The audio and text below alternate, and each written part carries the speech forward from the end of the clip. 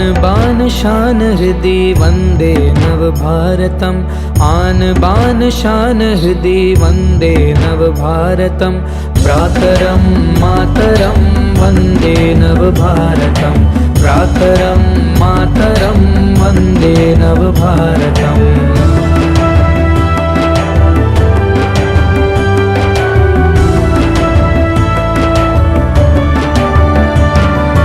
पीछे क्यों रहे हम देश का विकास हो, पीछे क्यों रहे हम देश का विकास हो। दिल में विश्वास भरे सभी का प्रयास हो, दिल में विश्वास भरे सभी का प्रयास हो। चलो साथ साथ चले, चलो साथ साथ चले, वन्दे नवभारतम् भ्रातरं मातरं वन्दे नवभारतम् भ्रातरं मातरं वन्दे नवभारतम्।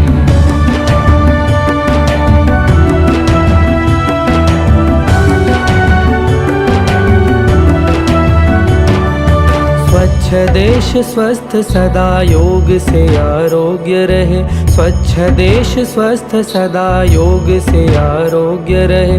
कार्य दक्षता हमारी भाव जागता रहे, कार्य दक्षता हमारी भाव जागता रहे। बलशाली सुंदर ये, बलशाली सुंदर ये, वन्दे नवभारतम् भ्रातरं मातरं वन्दे नवभारतम् भ्रातरं मातरं वन्दे नवभारतम्।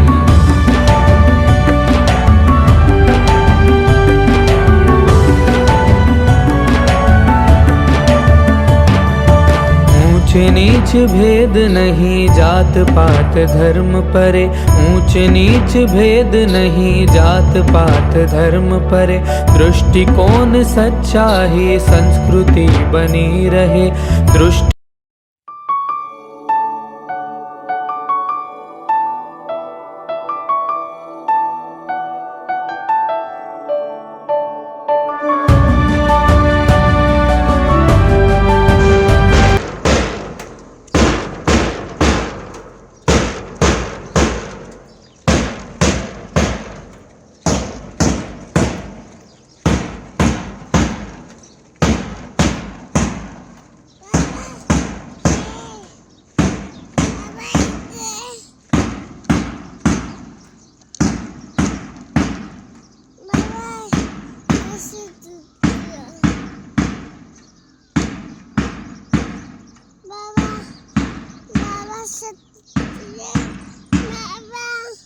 मग सुटला दुसऱ्या आणू आपण.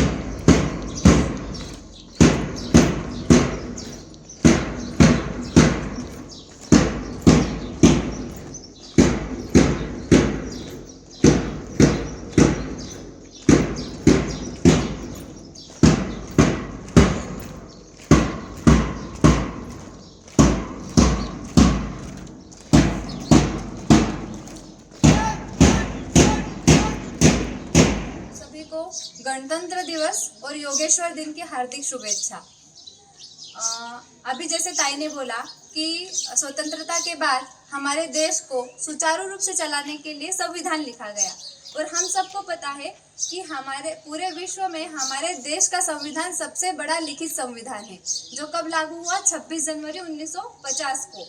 और उसी दिन हमारा देश संपूर्ण गणराज्य बना, मतलब लोगों का राज्य। इस प्रकार हमारे देश में संविधान लागू हुआ। संविधान मतलब गणराज्य या लोगों का राज्य। इसके लिए हमारे बहुत सारे महापुरुषों ने, बहुत सारे महान लोगों ने, स्वतंत्रता सेनानियों ने बहुत सारा काम किया और उसको हमारे देश को स्वतंत्र बनाया, हमारे देश को महान बनाया। हम जो बोलते हैं कि दुर्लभम भारते जन्म, भारत में जन्म लेना दुर्लभ बात है और महान बात है। और हमारा सौभाग्य है कि हमारा भारत में जन्म हुआ और हमें ऐसी भव्य और दिव्य ऋषि परंपरा मिली और बहुत सारे महापुरुषों ने इसके लिए काम किया। उसमें से ही एक महापुरुष है परम पूजनीय पांडुरंग शास्त्री आठवले, जिसे हम दादाजी के नाम से जानते हैं, जिन्होंने मानवीय निर्माण और देश निर्माण का महान कार्य किया। और उनके द्वारा पहला भाव मिलन समारोह 26 जनवरी 1976 में मुंबई में संपन्न हुआ। और उनका पूरा विश्वास है कि जो हमें स्वतंत्रता मिली है वह भगवान ने हमें दी है, भगवान ने हमें स्वतंत्रता का सौभाग्य दिया है। हमारा देश पूरे विश्व को मार्गदर्शन कर सकता है, हमारा देश पूरे विश्व को मार्गदर्शन कर सकता है, इसलिए भगवान ने हमको स्वतंत्रता दी है। और तब से अभी तक 26 जनवरी के दिन पूरा स्वाध्याय परिवार योगेश्वर दिन के रूप में मनाता है। और हमेशा हम जैसे अगर हमारी संस्कृति की बात करें या संस्कृति में देखें, अनेक महापुरुषों का जीवन देखें, तो सभी महापुरुषों ने सबसे ज्यादा महत्व किसको दिया है? मानवीय निर्माण को दिया है। अगर हम संविधान की भी बात करते हैं तो संविधान किसके लिए है? बोलते हैं हमारे देश का संविधान, हम ऐसा बोलते हैं जब, तो देश मतलब क्या? तो बड़ी बड़ी इमारतें मतलब देश? तो नहीं, देश मतलब देश के नागरिक, हम सब। जैसे हम जो कविता है अटल बिहारी वाजपेयी ने जो लिखी है, उसमें उन्होंने कहा है कि राष्ट्र केवल जमीन का एक टुकड़ा नहीं, एक जीता जागता राष्ट्र पुरुष है। राष्ट्र पुरुष एक जीता जागता राष्ट्र पुरुष क्यों कहा? क्योंकि यहाँ के नागरिकों के लिए, और नागरिक जो है वो देश है और जो व्यक्ति है वो देश की इकाई है। अगर व्यक्ति मजबूत तो देश मजबूत, अगर व्यक्ति कमजोर तो देश कमजोर। तो व्यक्ति को मजबूत होना है। अभी मजबूत होना है तो कैसा मजबूत होना है? सिर्फ शारीरिक मजबूती से बात नहीं है यहाँ पर। तो व्यक्ति को शारीरिक, मानसिक, बौद्धिक और आध्यात्मिक, इन चारों जो इसके पहलू है जीवन के, इन चारों पहलू उसके मजबूत होने चाहिए, तभी व्यक्ति मजबूत होता है, तभी उसका पूरा व्यक्तित्व का निर्माण होता है। अभी इन चारों अगर पहलुओं को हमारे जीवन में विकसित करना है, उसको मजबूत करना है, तो कौन करेगा ये काम? हमारे सामने प्रश्न उत्पन्न होता है कि ये काम किसका है? तो ये काम शिक्षण संस्था का है, या शिक्षण के द्वारा ही व्यक्ति का पूर्ण व्यक्तित्व का विकास होता है। अभी हम बाहर शिक्षण, आज की शिक्षण व्यवस्था हम देखते हैं तब हमें क्या दिखाई देता है कि आज की शिक्षण व्यवस्था ब्रेड ओरिएंटेड है, सिर्फ जॉब के लिए और पैसे कमाने के लिए शिक्षण मिल रहा है। क्या इससे व्यक्तित्व का पूर्ण विकास होगा? तो उत्तर मिलता है नहीं होगा। तो उसके लिए कैसा शिक्षण चाहिए? उसके लिए मूल्याधिष्ठित शिक्षण की आवश्यकता है, जहाँ पे उसके सभी जीवन के, व्यक्ति के जीवन के सभी पहलुओं का विकास हो सके। और जब ऐसे शिक्षण की बात आती है तब मेरे सामने संस्कार निकेतन एक वैदिक पाठशाला आ जाती है, जहाँ पर आचरण के द्वारा शिक्षण दिया जाता है, जहाँ पर गुरु शिष्य परंपरा के द्वारा शिक्षण दिया जाता है। अगर हम हमारी दैनिक जो दिनचर्या है, सुबह से लेकर रात तक की दिनचर्या के बारे में भी अगर हम विचार करते हैं तो हमें पूरा वो ध्यान में आएगा कि हमारा हर एक उपक्रम का निर्माण कैसे किया गया है, हर एक उपक्रम को दिनचर्या में कैसे लेके आए हैं, तो उससे हमारे जीवन में इन चारों पहलुओं का विकास हो सके। और इसीलिए दिनचर्या में किसी भी चीज को शामिल किया गया है। हमारे दिनचर्या को बहुत ही विचार पूर्वक लिया गया है, ऐसे ही नहीं रैंडम की ठीक है ये वाला करना है तो कर लिया। उसका पूरा विचार किया है कि इससे व्यक्तित्व विकास कैसे हो सकता है। जैसे हम सबसे पहले सुबह उठने की बात ले लेते हैं। बाहर बहुत बड़ी प्रॉब्लम है, सुबह किसी से उठा नहीं जाता है, और जब सुबह उठने का कोई तय भी करता है तो सबसे पहले उसका मन उसको 30 सेकंड में इतने सारे विचार दे देता है कि नहीं ठीक है, अभी कल रात को लेट हो गया था इसलिए सुबह नहीं उठना है, या फिर बहुत सारा कल काम कर लिया था, बहुत थक गया था इसलिए ठीक है सो जाओ आज के दिन। और व्यक्ति मन से हार कर बोलता है कि ठीक है आज नहीं कल कर लूंगा, और ऐसे करके वो मन से हार जाता है। लेकिन हम पाठशाला में देखते हैं कि तीसरी का बच्चा सबसे छोटा से लेकर सबसे बड़े विद्यार्थी तक, जैसे हम सब ताई दादा और सब खुद को विद्यार्थी ही बताते हैं, तो सभी 5:30 बजे उठ जाते हैं।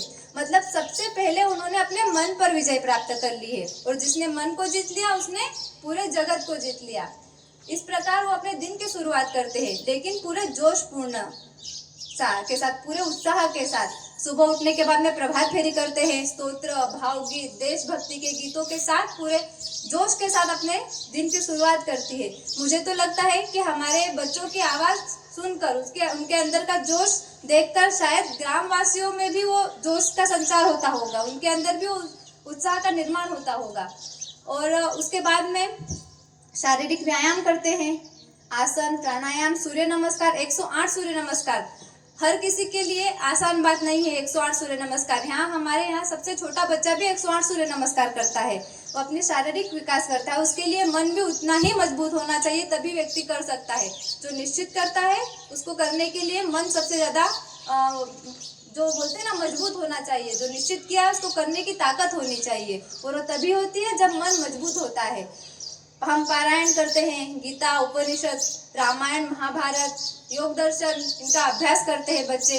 अलग अलग चरित्रों का अभ्यास करते हैं, अलग अलग पुस्तकों का वाचन करते हैं, इतिहास का अभ्यास करते हैं, और इन सबसे अपनी बुद्धि को तीक्ष्ण करते हैं। जैसे हमारी बुद्धि कैसे तीक्ष्ण है, हमको कैसा पता चलेगा, हमारा मन कैसा मजबूत है? तो जब हम कुछ कृति करते हैं, जब हम कुछ कार्य करते हैं, उसमें हम कैसे हैं, उससे हमारे मन मजबूत है या नहीं, हमारी बुद्धि मजबूत है या नहीं, उसका पता चलता है। जैसे हम हमारी पाठशाला का अगर हम बात करते हैं, तो जैसे ताई ने बताया कि हम संसद करते हैं, इसमें अलग अलग विभाग होते हैं, अलग अलग विभागों में अलग अलग जिम्मेदारी होती है, और हम यहाँ पे हर एक व्यक्ति स्वतंत्र है विचार करने के लिए, अपना सुझाव दे सकते हैं, हम प्रश्न पूछ सकते हैं। तो हर एक बच्चा हर एक विभाग की जिम्मेदारी स्वयं उठाता है जिम्मेदारी, और उठाने के बाद में उसमें क्या क्या सुझाव दे सकता है, उसके लिए बुद्धि सबसे ज़्यादा उपयोगी है। कोई भी ऐसा व्यक्ति सुझाव देने के लिए नहीं आ सकता, उसके पास अगर बुद्धि होगी और सोचता होगा क्या अच्छा है क्या बुरा है, कैसे कर सकते हैं, जिसमें वो क्रिएटिविटी होगी और बुद्धि की जो प्रगल्भता बोलते हैं अगर वो होगी, तभी वो सुझाव दे सकता है। और हम यहाँ पे देखते हैं कि बच्चे अपने विभाग को और अच्छा कैसे कर सकते हैं, उसके लिए वो खुद विचार करते हैं, वो खुद जिम्मेदारी लेते हैं और कार्य के लिए तत्पर हो जाते हैं और वो कार्य करते हैं। ये किस लिए संभव है, हम ऐसा कुछ क्यों कर पाते हैं? जैसे हम देखते हैं ना, बहुत सारी जिम्मेदारी, बहुत सारे बच्चों को चोट भी लग जाती है, लेकिन फिर भी वो अपनी जिम्मेदारी को पूरा करते हैं कि नहीं, मैंने संकल्प लिया है ना तो मुझे करना है। ऐसा सब करते हैं, और ये किस लिए करते हैं? क्योंकि हमारा शरीर मजबूत है, हमारा मन मजबूत है, हमारी बुद्धि मजबूत है। अगर किसी का शरीर, मन, बुद्धि मजबूत है तो वो कुछ भी हासिल कर सकता है। अगर उसने मन पर विजय प्राप्त कर ली तो सफलता उसके लिए क्या है, वो किसी भी क्षेत्र में आगे बढ़ सकता है, किसी भी क्षेत्र में सफल हो सकता है, चाहे वो डॉक्टर बनना हो उसे, इंजीनियर बनना हो उसे, या शिक्षक बनना हो उसे। लेकिन क्या हमें सिर्फ डॉक्टर, इंजीनियर, शिक्षक या साइंटिस्ट जो भी है वो बनना है क्या? तो नहीं, हमें अच्छा शिक्षक बनना है, हमें अच्छा इंजीनियर बनना है, हमें अच्छा डॉक्टर बनना है। अभी अच्छा शब्द का मैंने उपयोग किया, अभी अच्छा शब्द किसको दर्शाता है? मानव्य को दर्शाता है, मानवता को दर्शाता है। अच्छा शब्द, जैसे हम बोलते हैं ना, अगर किसी ने पढ़ा हो तो हमारे प्रबंधन में एक किरकेगार्ड का वाक्य है जो नाना भी बहुत बार बोलते हैं कि to be human is not a fact, it is a task. क्योंकि जन्म से कोई मनुष्य नहीं होता। हमारा लोगो सबको पता है, संस्कार निकेतन का देखा है सबने लोगो, उसमें एक वाक्य लिखा है। क्या वाक्य है, किसको पता है वो वाक्य?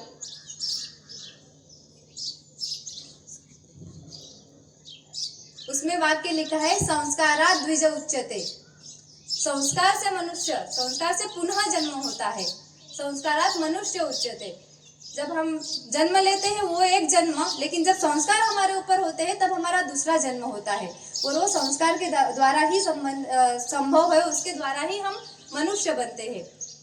और मनुष्य अगर संस्कार के द्वारा बनते हैं तो सबसे महत्वपूर्ण रोल उसमें शिक्षण का है। शिक्षण के द्वारा मनुष्य मनुष्य बनता है और उसके लिए मेहनत करनी पड़ती है। जन्म ले लिया तो हम जीव ही है, मनुष्य बनने के लिए हमको मेहनत करनी पड़ती है। जैसे हम दादाजी, परम पूजनीय दादाजी भी हमको बोलते हैं कि मनुष्य में 4 गुण होने चाहिए। 4 गुण महत्वपूर्ण है, अगर वो है तो वो मनुष्य है। उसमें भावमयता, कृतज्ञता, कृतिपरायणता और अस्मिता। और अगर हम हमारे संविधान की बात करते हैं तो उसमें भी 4 बातें महत्व की उन्होंने उसमें है कि स्वतंत्रता, उसके बाद में बंधुत्व भावना, समानता और न्यायप्रियता। तो जब हम इन दोनों की मतलब जो दादाजी कहते हैं या फिर जो संविधान में है, अगर हम उसके बारे में विचार करते हैं तो हमको पता चलता है कि अस्मिता, अगर कोई व्यक्ति जिसे खुद के बारे में पता है, अस्मिता मतलब क्या, स्वयं की खोज, अगर उसने स्वयं को जान लिया है या फिर उसने जान लिया है, जैसे गीता में कहा गया है सर्वस्य चाहम हृदय सन्निविष्टो। अगर किसी को पता है कि मेरे हृदय में भगवान निवास करते हैं, उसके बाद में वो निर्भय बनेगा, उसके अंदर स्वतंत्रता आएगी। जैसे एक कहानी बोलती हूँ छोटी सी, कि एक हवाई जहाज में सब यात्री बैठे हुए रहते हैं और एकदम से वो हवाई जहाज का संतुलन बिगड़ जाता है। और जब संतुलन बिगड़ जाता है, अभी विचार करो कि हम हवाई जहाज में संतुलन बिगड़ गया है तो कैसी हालत होती होगी, है ना। मतलब सब घबरा गए थे, सबको ऐसा लगने लग गया था कि अभी तो गए, अभी तो यमराज सबको दिखने लग गया था। लेकिन एक छोटी बच्ची थी जो शांतता से बैठी हुई थी। अभी तब तो उसको पूछ नहीं सकते क्योंकि सबको अपनी जान की परवाह थी और सबको ऐसा लग रहा था कि बस अब तो गए, जो भी आखिरी में चिंतन करना है वो कर लो, जिसको याद करना है उसको कर लो, उसके बाद में अभी हम जाने वाले हैं भगवान के घर पे। लेकिन कुछ समय के बाद में वापस संतुलन आ जाता है हवाई जहाज में और सबकी सांस में सांस आ जाती है कि ठीक है चलो भाई, अभी हम जिंदा है और अभी हम घर पहुंचने वाले हैं अपने लोगों के पास में। जब सब शांत हो जाते हैं, सब बैठ जाते हैं, उसके बाद में उस एक छोटी बच्ची के पास में जो व्यक्ति बैठा हुआ रहता है वो उसको पूछता है कि अरे हम सब इतना घबरा गए थे, इतना चिल्ला रहे थे, इधर उधर सब मदद के लिए कर रहे थे और तू इतने शांत क्यों बैठी हुई थी। तब वो बोलती है कि मैं शांत इसलिए बैठी हुई थी क्योंकि मुझे डर नहीं लग रहा था। तो बोले क्यों तुझे डर नहीं लग रहा था। तो बोल रही थी कि जो हवाई जहाज चला रहा है वो मेरा पिता है। मतलब उसको अपने पिताजी के ऊपर पूरा विश्वास था कि मेरे पिताजी मुझे कुछ होने नहीं देंगे। और अगर ये अस्मिता कि जो जगत को बनाने वाला पिता है वो भगवान मेरे हृदय के अंदर बैठा है तो किसी को क्या भय होगा। हर एक व्यक्ति निर्भय हो जाएगा, हर एक व्यक्ति स्वतंत्र हो जाएगा।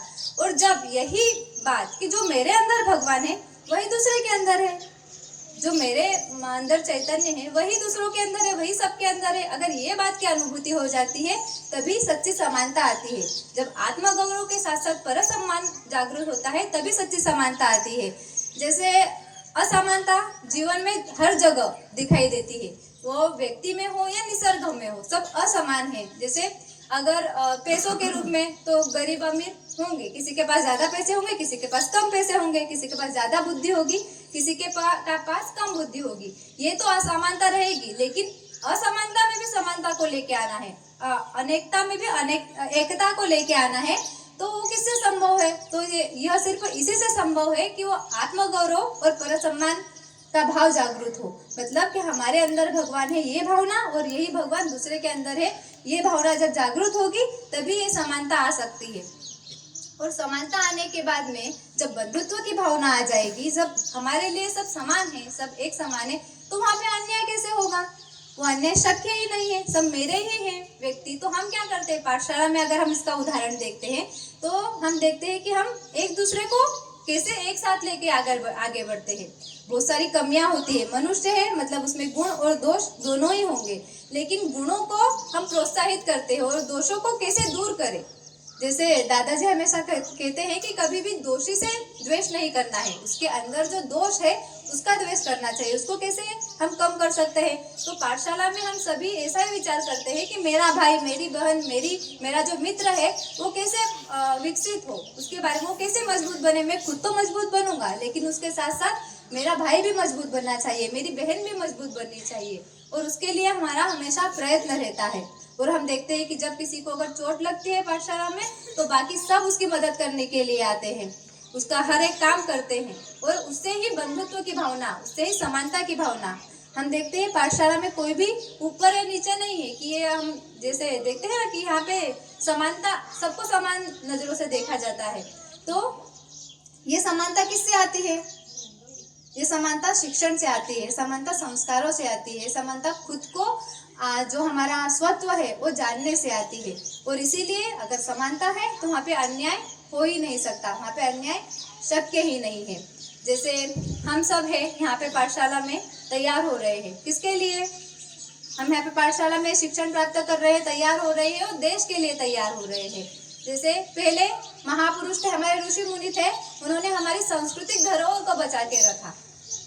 उसके बाद में जो स्वतंत्रता सेनानी है उन्होंने हमारे देश को आज़ाद किया, और कुछ महान पुरुषों ने हमारे देश का संविधान लिखा, वो सब योद्धा है। और हम सब भी योद्धा है जो भावी देश के लिए, देश की नई पीढ़ी जो है वो देश को और आगे ले जाने के लिए, देश को और विकसित करने के लिए, उसको मजबूत करने के लिए तैयार हो रहे हैं। क्योंकि अगर हम मजबूत तो देश मजबूत, हम अगर मजबूत नहीं है तो देश भी मजबूत नहीं है। मतलब हम सब देश के लिए तैयार हो रहे हैं और इसी के लिए संस्कार निकेतन काम कर रहा है। संस्कार निकेतन ने शिक्षण के क्षेत्र में तो क्रांति की ही है, लेकिन सबको पता है कि पहले सिर्फ बालकों के लिए ही शिक्षण था और सिर्फ लड़कों को लिए ही गुरुकुल में मतलब उनको प्रवेश दिया जाता था।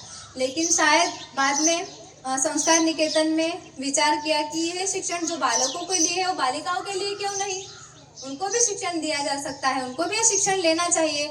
और शायद उन्होंने स्त्री को एक व्यक्ति के रूप में स्वीकार किया और उन्होंने स्त्री शिक्षण की शुरुआत की। और मुझे भी सौभाग्य मिला यहाँ पे सीखने का, और आज बहुत सारी लड़कियां यहाँ पे सीख रही है, खुद को जान रही है, शरीर मन बुद्धि से मजबूत हो रही है। ये देखकर बहुत अच्छा लगता है, गर्व महसूस होता है।